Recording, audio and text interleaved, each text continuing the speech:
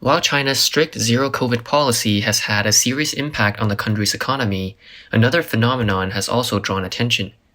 The bigwigs who once led China's booming internet industry are gradually disappearing from the public eye, either by quitting their hard-earned careers or by emptying out their social media, Weibo, and no longer raising their voices.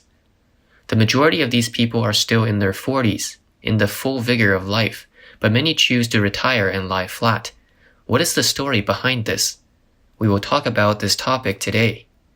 On April 26, William Ding, the founder of NetEase, a major Chinese internet company, announced his retirement as legal representative, general manager, and director. On April 21st, CEO and chairman of Alibaba Group, Daniel Zhang, stepped down as chairman and general manager of Taobao and Tmall, two of the most popular online shopping platforms in China.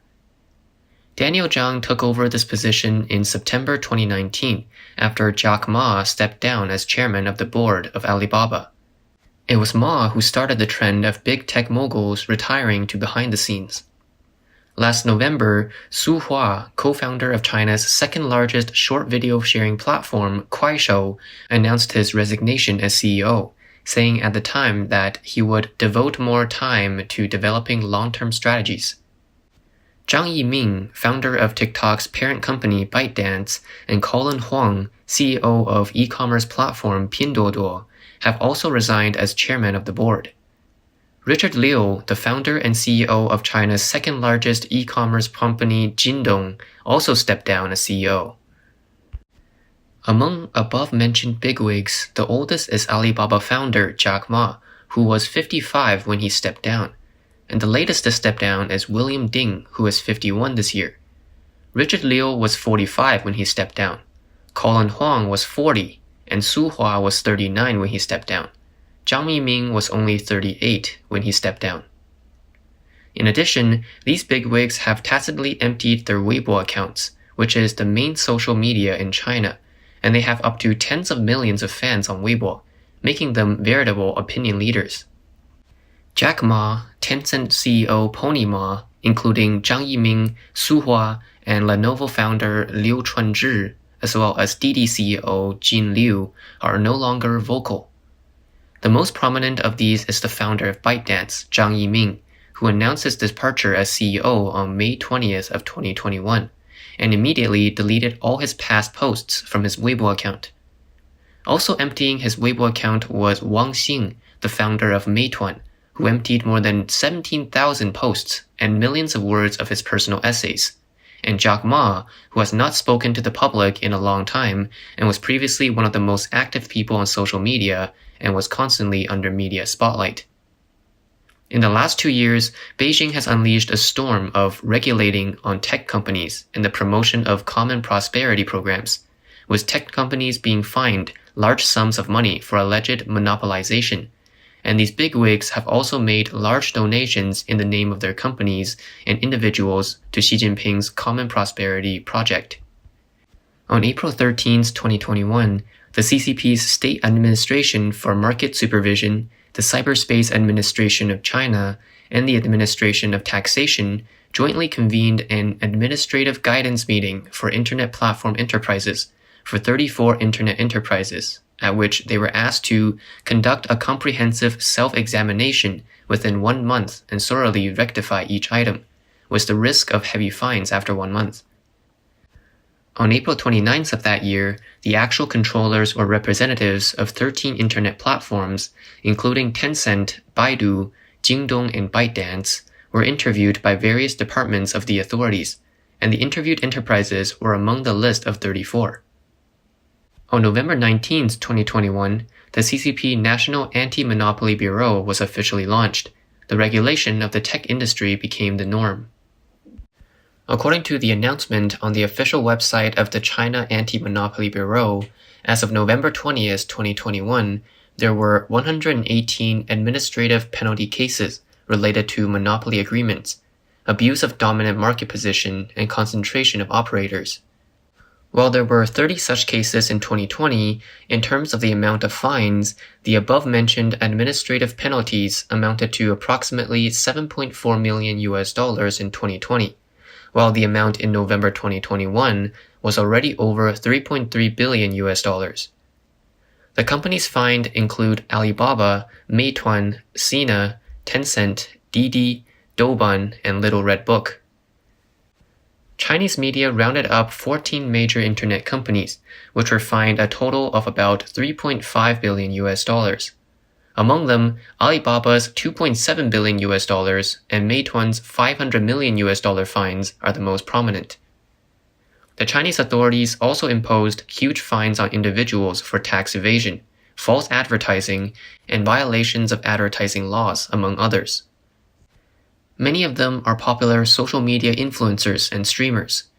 According to incomplete statistics, just 7 individuals, Via, Zheng Shuang, Xue Li, Zhang Heng, Lin Shanshan, Li Dan, and Li Jiaqi were fined $250 million US dollars in 2021, while Via alone was fined $200 million US dollars. According to public information, Via's total revenue reached $850 million US dollars in 990 days, with a daily income of nearly 900,000 US dollars. China has over 1 billion internet users, and the digital economy reached 5.82 trillion US dollars in 2020. A number of giant enterprises have emerged, such as Alibaba, Tencent, Baidu, ByteDance, Pinduoduo, and Meituan, which in turn invest in each other's shares and gain huge revenues.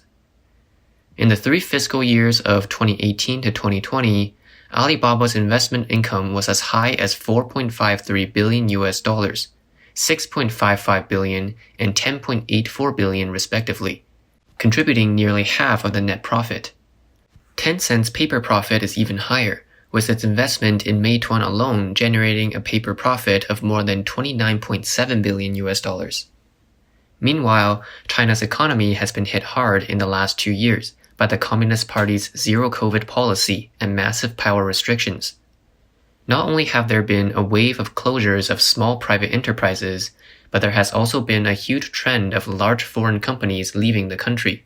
And this, coupled with the regulation of internet companies we have just discussed, and the crackdown on the education industry, and the downturn in the real estate industry, has caused China's economy to continue its downward spiral.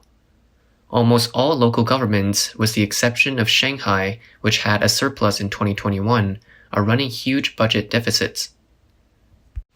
In this situation, it is not surprising that the authorities are targeting large private enterprises, the rich and powerful, celebrities, and netizens to harvest wealth by imposing huge fines in the name of regulation. According to some calculations, the total amount of medical insurance payments for confirmed and suspected COVID patients in China last year was 180 million US dollars. This would have been covered by the 200 million US dollars in fines from influencer Via alone. Of course, it is still unknown whether the fines will actually be spent on the people's livelihoods. In addition, 2021 was a critical time for the CCP to vigorously promote the so-called common prosperity and to establish a basic institutional arrangement for the coordination of primary distribution, redistribution, and tertiary distribution. Out of fear of the CCP's suppression, the owners of private enterprises have made generous donations to save their livelihoods. On August 18th last year, the second day after the meeting of the CCP's Central Financial and Economic Affairs Commission, where they mentioned common prosperity again, Tencent announced that it would invest another 7.42 billion US dollars to launch the Common Prosperity Project. Previously, in April, Tencent had announced a 7.42 billion US dollar investment in sustainable social value innovation. Its founder, Pony Ma, also pledged to donate 1.14 billion US dollars to help alleviate poverty in rural areas.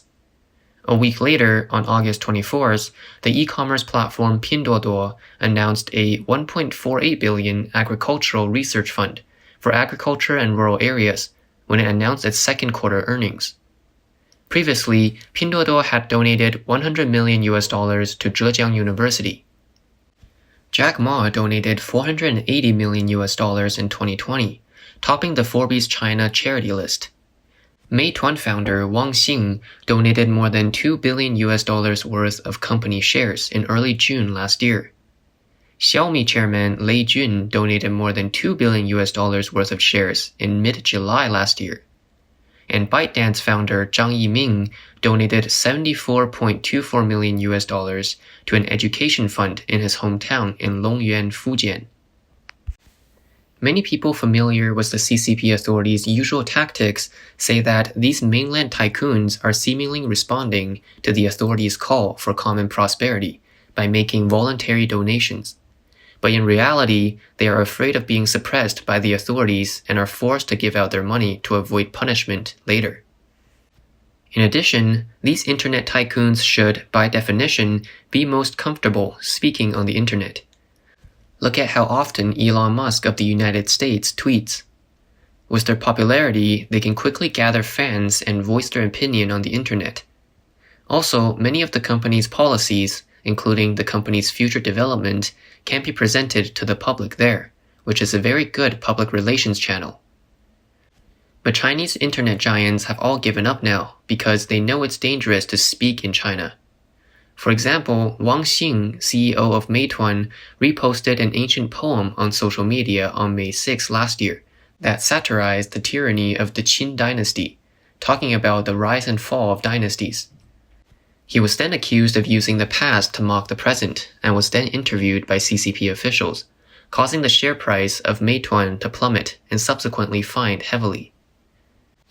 Under this situation, these internet moguls are also Chinese chives just like ordinary people, with the only difference being that they are thicker and will be harvested by the scythe of socialism at any time according to the needs of the CCP. They understand that even if they can make money in the future, the money will be donated or confiscated, so it's better to play it safe for now. Moreover, it is still unknown when these entrepreneurs will be purged and put in jail, especially since they have had such close relationships with local governments in the past and have had too much leverage on them that can cause them to disappear suddenly.